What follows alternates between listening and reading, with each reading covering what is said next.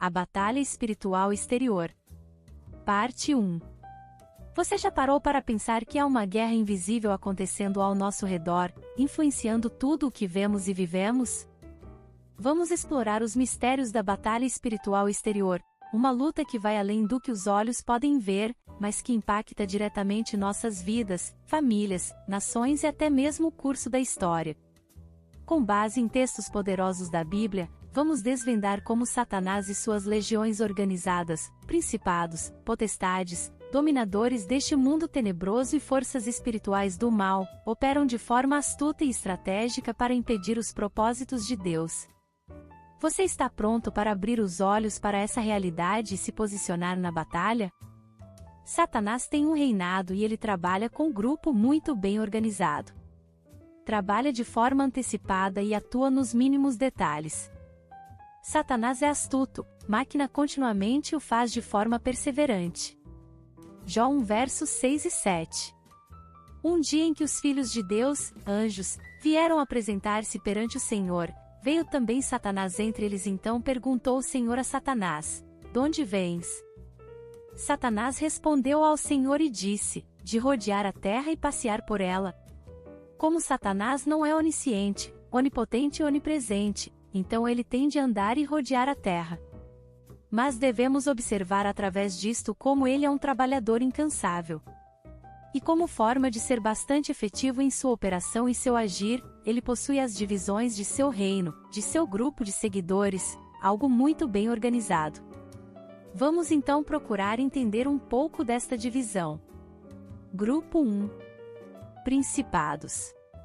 São anjos caídos de Satanás que a Bíblia nos permite verificar que ele tem sob seu comando determinadas províncias. Precisamos entender a diferença entre anjos e demônios.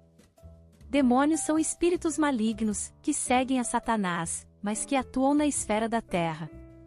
Vivem tentando entrar nas pessoas, se apossar delas. Anjo, ao contrário, tem a capacidade de se materializar, ele pode se apossar de uma pessoa, mas ele não precisa disso, por causa da sua capacidade de se materializar de forma corpórea. Logo, o nome principado diz respeito a estes anjos caídos que, sob o comando de Satanás, buscam comandar determinadas províncias. Eles funcionam como príncipes. Eles governam este mundo caído, desde quando Adão perdeu o controle e a autoridade por causa da sua desobediência. Logo, há esferas de atuação localizada, conforme as províncias segundo as quais foram designadas por Satanás para atuar e controlar. O mundo, portanto, é dividido e cada parte, seção ou província está sob o controle desses principados. E a atuação destes principados se dá principalmente na esfera política, judicial e governamental. Eles procuram influenciar os presidentes, governadores, ministros, juízes, oficiais e toda a cadeia de homens que atuam de alguma forma na esfera política, direta ou indiretamente. Logo, a balbúrdia política, a disputa, os conchavos, a atuação sorrateira, sagaz e maligna tem a atuação desses principados. A evidência bíblica clara neste sentido está em Daniel 10 do verso 10 ao 14. Eis que certa mão me tocou, sacudiu-me e me pôs sobre os meus joelhos e as palmas das minhas mãos. Ele me disse: "Daniel, homem muito amado, está atento às palavras que te vou dizer, levanta-te sobre os pés, porque eis que te sou enviado." Ao falar ele comigo esta palavra, eu me pus em pé, tremendo. Então, me disse: "Não temas, Daniel, porque, desde o primeiro dia em que aplicaste o coração a compreender e a humilhar-te perante o teu Deus, foram ouvidas as tuas palavras, e, por causa das tuas palavras, é que eu vim. Mas o príncipe do reino da Pérsia me resistiu por 21 dias, porém Miguel, um dos primeiros príncipes, veio para ajudar-me, e eu obtive vitória sobre os reis da Pérsia.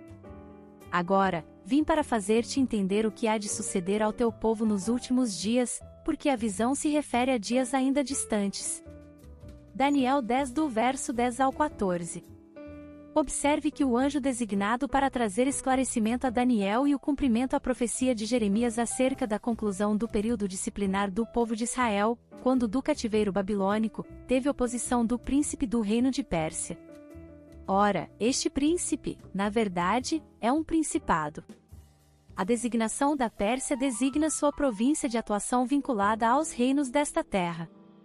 A esfera de atuação é claramente vinculada ao poderio político-governamental de determinada nação. Tanto é assim que Miguel, um dos primeiros príncipes, que cuida em cumprir a vontade de Deus, veio em auxílio deste anjo, para que fosse trazida resposta e revelação a Daniel, aquilo pelo que ele, Daniel, orava, e, diga-se de passagem, em acordo com a palavra revelada de Deus. Ou seja, esse principado visava impedir o descortinar da revelação e do cumprimento do propósito de Deus na esfera desta terra, com respeito ao povo de Deus. Enquanto a resposta de Deus à oração de Daniel não era revelada, para que se cumprisse a infalível palavra de Deus, então o cumprimento do propósito não poderia ser realizado. Afinal, a palavra nos diz que certamente, o Senhor Deus não fará coisa alguma, sem primeiro revelar o seu segredo aos seus servos, os profetas. Amós 3 verso 7. Isto demonstra a seriedade de se tocar na realidade espiritual quando ela se expressa através da oração para que o cumprimento da palavra e vontade de Deus se estabeleça sobre a terra. E também demonstra como o inimigo é astuto, atento e bem organizado em seu reino para impedir este cumprimento.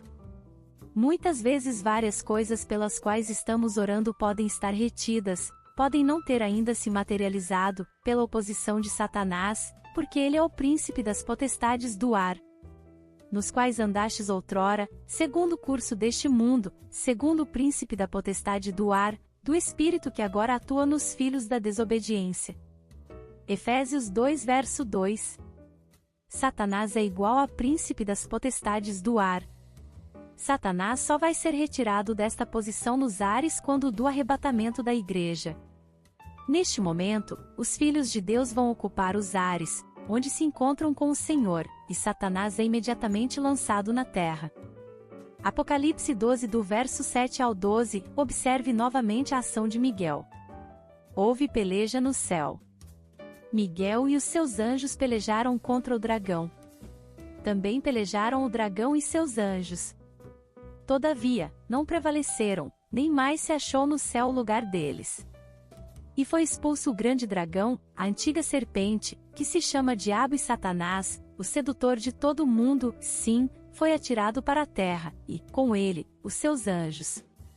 Então, ouvi grande voz do céu, proclamando: agora, veio a salvação, o poder, o reino do nosso Deus e a autoridade do seu Cristo, pois foi expulso o acusador de nossos irmãos, o mesmo que os acusa de dia e de noite, diante do nosso Deus. Eles, pois, o venceram por causa do sangue do Cordeiro e por causa da palavra do testemunho que deram e, mesmo em face da morte, não amaram a própria vida. Por isso, festejai, ó céus, e vós, os que neles habitais. Ai da terra e do mar, pois o diabo desceu até vós, cheio de grande cólera, sabendo que pouco tempo lhe resta. Note uma observação importante em Daniel 10 verso 13, que está relacionada à designação um dos primeiros príncipes dada a Miguel indicando que ele é um arcanjo. Mas o príncipe do reino da Pérsia me resistiu por 21 dias, porém Miguel, um dos primeiros príncipes, veio para ajudar-me, e eu obtive vitórias sobre os reis da Pérsia. Isto indica que há situações em que Deus precisa levantar anjos de hierarquia superior, arcanjos, para destravar algo que se encontra retido por influência de Satanás e seus anjos. Neste episódio em Daniel fica claro que Satanás designou principados para impedir que o povo de Deus fosse liberado do cativeiro babilônico. E que a situação na terra só foi mudada quando a oposição no céu foi retirada. Quando um anjo, arcanjo, de Deus venceu a oposição advinda daquela potestade, o coração do rei da Pérsia foi mudado e a Bíblia nos diz que no primeiro ano de Ciro, rei da Pérsia, para que se cumprisse a palavra do Senhor, por boca de Jeremias, despertou o Senhor o espírito de Ciro rei da Pérsia. Esdras 1 verso 1. Ciro vai declarar em Esdras 1 verso 2 que o Senhor o encarregou de edificar uma casa ao Senhor em Jerusalém. Assim diz Ciro, rei da Pérsia: o Senhor, Deus dos céus, me deu todos os reinos da terra e me encarregou de lhe edificar uma casa em Jerusalém de Judá. Por força deste encargo que, segundo ele, foi recebido do próprio Senhor, Ciro não só libera o povo para voltar a Jerusalém, como ainda determina que estes homens que se dispusessem a voltar para reedificar a casa de Deus, deveriam ser ajudados com todo tipo de provisão, prata, ouro, bens, gado e as dádivas voluntárias para a casa de Deus.